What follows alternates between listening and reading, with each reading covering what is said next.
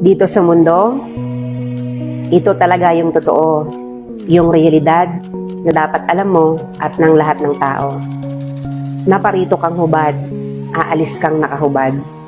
Dumating kang nangihina, lilisan kang mahina. Iniluwal kang walang salapi at mga bagay, maglalaho kang walang salapi at mga bagay. Ang una mong paligo, may naghugas sa iyo. Ang huli mong paligo, may maghuhugas sa iyo.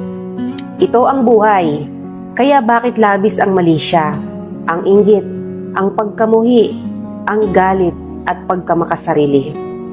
Maging mabait sa lahat at gumawa ng kabutihan. May hangganan ng oras natin sa mundo. Huwag sayangin sa walang kabuluhang bagay. Manalangin at higit sa lahat, huwag na huwag nating sasambahin ng pera. Dahil kahit anong dami ng pera mo o ng ari-arian mo, kapag binawi ng Diyos ang buhay mo, iiwan mo rin yan at hindi mo madadala sa iyong pupuntahan.